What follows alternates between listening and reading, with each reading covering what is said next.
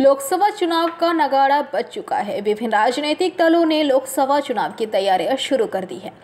लोकसभा चुनाव के मद्देनजर 14 जनवरी को राहुल गांधी मणिपुर से मुंबई के लिए अपनी यात्रा शुरू करेंगे। राहुल गांधी की न्याय यात्रा की सफलता के लिए कांग्रेस सेवा दल ने विशेष पहल की है। पश्चिम बंगाल की राजधानी कोलकाता में आज कांग्रेस के सेवा दल ने अमरहर स्ट्रीट स्थित लेडी डफरिन अस्पताल के सामने एक यज्ञ समारोह आयोजित कर राहुल गांधी की न्याय यात्रा की सफलता की कामना की। वहीं कांग्रेस सेवा दल के समर्थकों ने यात्रा के समर्थन में मार्च किया।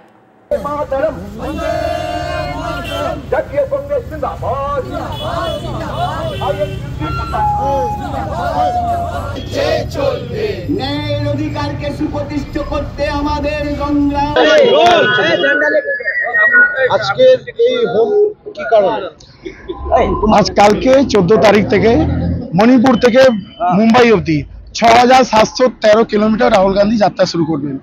এর আগেও যাত্রা করেছেন ১১,০০০ কিলোমিটার, কিন্তু এইটাও কোনো ডান্ডি মহাত্মা গান্ধী ডান্ডি যাত্রা থেকে কম হয়নি আমাদের যাত্রা।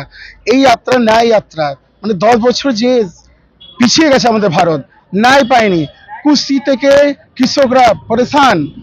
এই যাত্রা হচ্ছে মানুষের জন্য। আপনি দেখেছেন 2014 যখন প্রধানমন্ত্রী এসে কেরম ব্যঙ্গ করেছিলেন।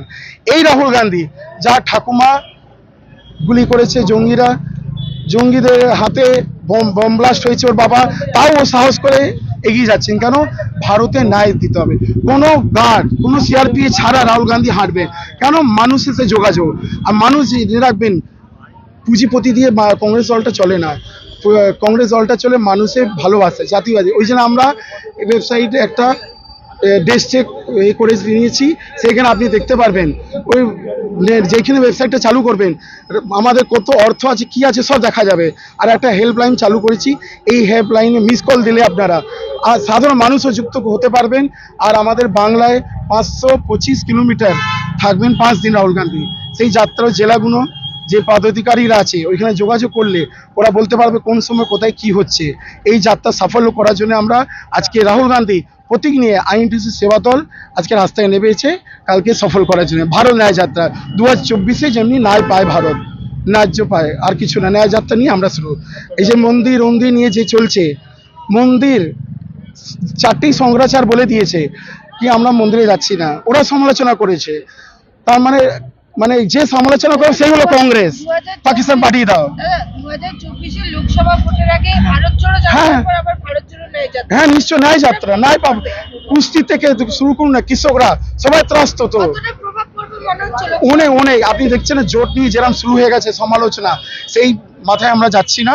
রাহুল গান্ধী যে যাত্রা শুরু করছে, মানুষের সারা দিতে শুরু করছে, সেটা বিজেপি ভয় পাচ্ছে।